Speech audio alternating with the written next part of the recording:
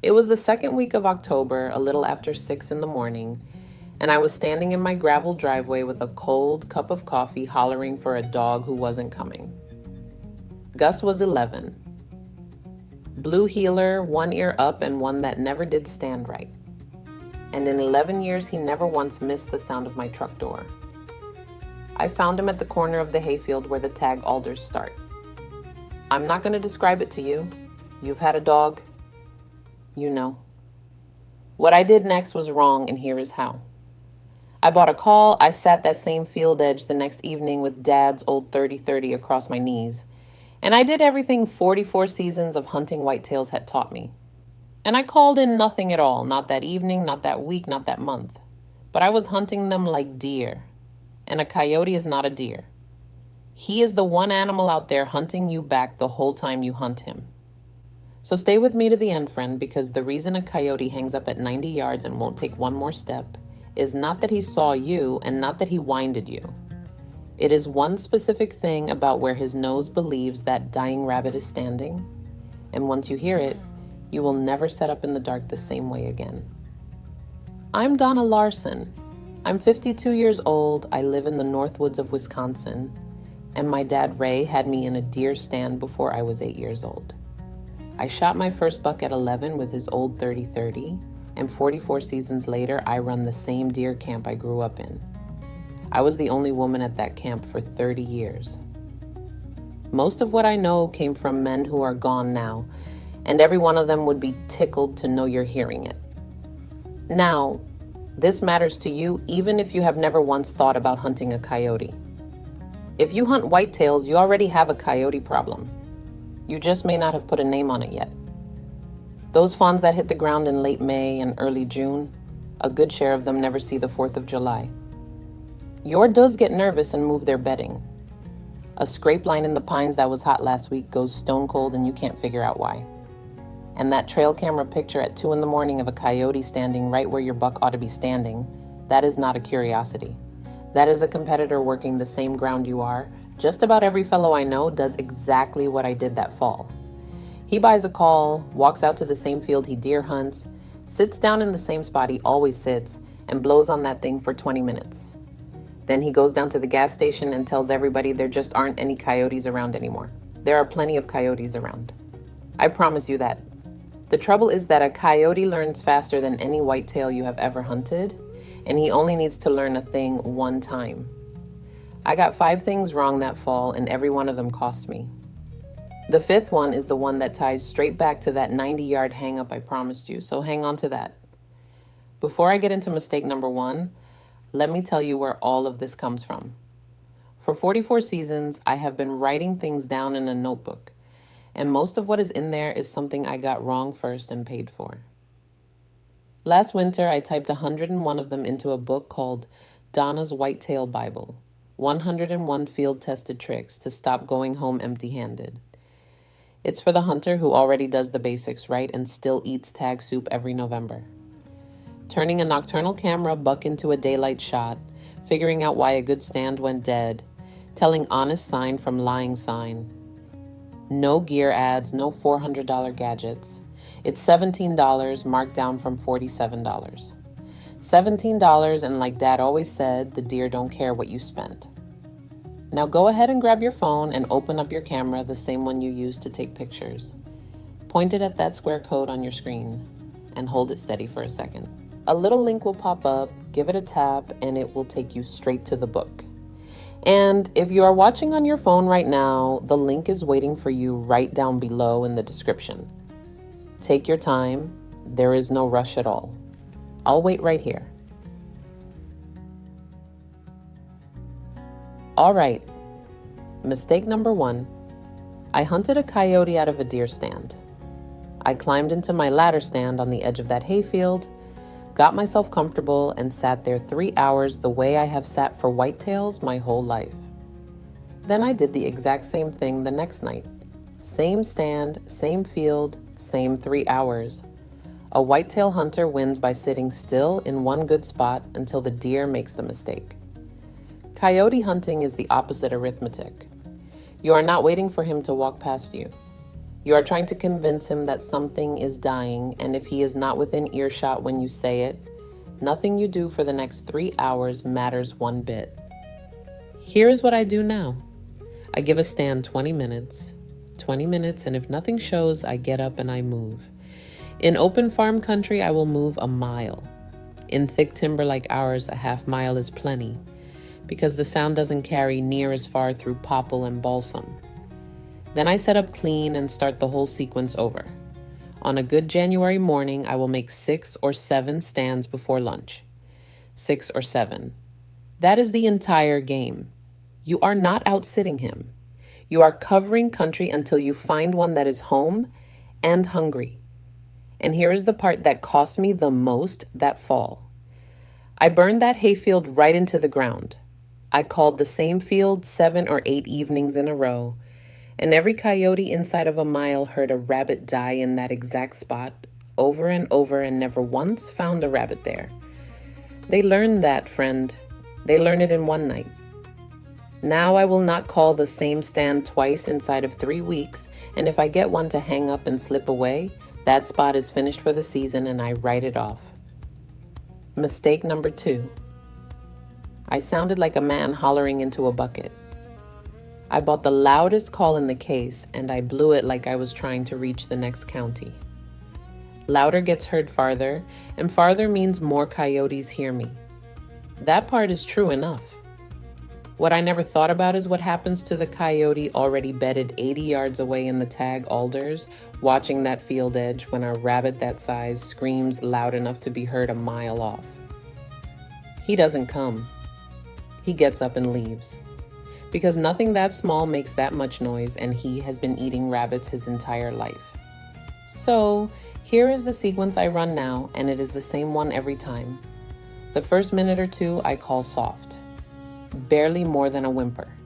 That is for the one that is already close, and there is one already close far more often than you would believe. Then I let it go quiet for a full minute. A full minute, and I mean it, because a minute of silence feels like 10 when you are sitting on the frozen ground. Then I turn it up and give a longer, louder series. That is the one meant to reach out across the country. Then quiet again. And right here is where most of us blow the whole thing.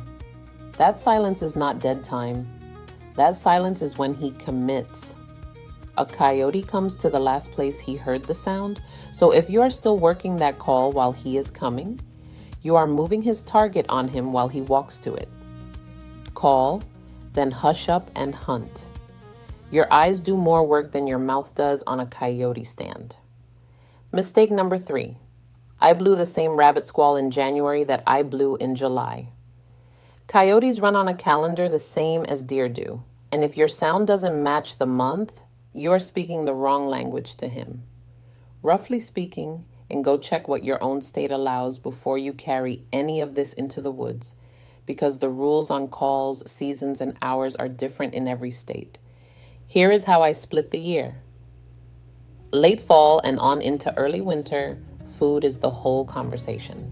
That is when distress sounds do their best work. Rabbit and bird, January and February, that is their breeding season, and food takes second place. Now territory is everything to them.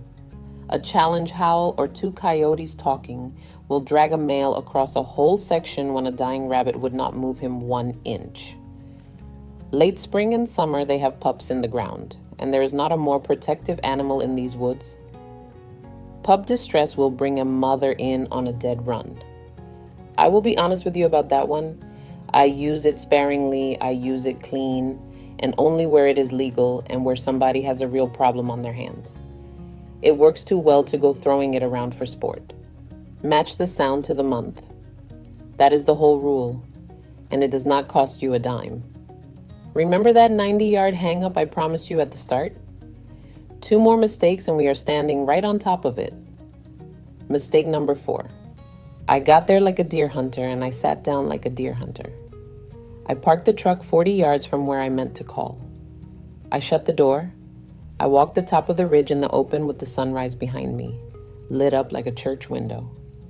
A coyote's eyes are built for movement above everything else, And by the time I got sat down, half the county already knew a person had showed up. Here's how you fix all of that. And take these one at a time. Park a quarter mile out, a quarter mile at the very least, and farther if the ground is quiet and frozen. Close your truck door soft or just leave it standing open until you get back. Walk the low side of the ridge, never the top. Do not let yourself get skylined, not even for a few steps. Sit down with your back against something bigger than you are. A stump, a blowdown, a fat old oak, that kills your outline dead. And this last one matters more than the 4 before it. Be ready before you make the very first sound. Rifle up, resting on your sticks, pointed at the opening you expect him to come through. Before, not after. Because I will tell you what it actually looks like when a coyote comes to a call. He does not stroll in. He shows up at 40 yards in about 11 seconds, standing there staring holes in the exact spot the noise came from. And you get roughly 2 heartbeats to be a hunter. If you have to sit up, shoulder your rifle, and go looking for him in the scope, he is already a brown streak going the other way. I know that because I let it happen to me twice in 1 week. And then take your time on the shot. Know exactly what is behind him and beyond him before you ever touch that trigger, because coyotes live where people live now, and a barn is still a barn no matter how small it looks out there. Mistake number 5. This is the one I promised you. I set up where I could see. He was never once going to walk where I could see. Here is what a coyote does every single time, and once you know it, you cannot unknow it. He hears a rabbit dying. He starts toward it. But he does not come straight in and stick his nose in the middle of it, because the coyotes that do that do not get old. Somewhere out around 100 yards, he swings. He works his way around until he is downwind of that sound, and then he stands there and smells the spot before he will take one more step. He is not trying to smell you. He does not know you exist yet. He is checking the rabbit. He wants his nose to confirm what his ears already told him. And that right there is the whole thing. Because if you are sitting right on top of your call, then downwind of the sound and downwind of Donna are the exact same piece of ground. He makes his swing, he gets a lungful of coffee and truck and woman instead of a lungful of rabbit, and he is gone before you ever lay eyes on him. That is your 90-yard hang-up. That is the coyote you would swear was never there at all. So here is what you do about it. And this is the trick that changed my whole fall. Put the collar away from your body, 50 to 80 yards away and straight across the wind from you, not upwind of you, not downwind of you, straight across, 50 to 80 yards. Now think about what that does. Your scent is drifting off downwind in one lane. The sound is drifting off downwind in another lane, 50 to 80 yards over from yours. 2 lanes running side by side and they never touch. When he comes in and makes that swing to smell his rabbit, he walks into the caller's lane, not yours. He ends up standing broadside 50 to 80 yards off your shoulder, out in the open, working his nose over an empty patch of grass, and you are sitting off to the side of the whole show with your rifle already up. One more piece and you have got it. Pick your stands so the ground downwind of that caller is open. A cut cornfield, a frozen beaver pond, a pasture, a road ditch, an old burn. If the downwind side of your caller is thick brush, he will do his circling inside that brush and you will never see one hair of him. Set the trap where his nose is going to take him, not where your eyes would like him to be. Dad never hunted a coyote a day in his life, but he told me the same thing about whitetails 100 times over. Don't hunt where the animal is. Hunt where he has to go. And that right there is the kind of thing Dad and the old timers handed me for nothing. I put 101 of them into Donna's Whitetail Bible so they don't die, with the men who taught me. 101 field-tested tricks to stop going home empty-handed. $17 instead of $47. $17 against another whole season of sits that never produce a thing. Now go ahead and grab your phone and open up your camera, the same one you used to take pictures. Point it at that square code on your screen and hold it steady for a second. A little link will pop up, give it a tap, and it will take you straight to the book. And if you are watching on your phone right now, the link is waiting for you right down below in the description. Take your time, there is no rush at all. I'll wait right here. 5 mistakes. Sitting one spot too long, calling too loud and too much, using the wrong sound for the month, walking in like a deer hunter, and setting up where my eyes wanted him instead of where his nose was already taking him. Now do me a favor. Tell me in the comments what state you hunt and whether the coyotes have gotten thicker where you are than they used to be. I read every single one of them, friend. Next time, I am going to show you the 3 days of the rut that actually put a mature buck under your stand. And the week most fellows burn their whole vacation on that hardly ever does. Keep your Wen right and your coffee hot, and I'll see you in the woods.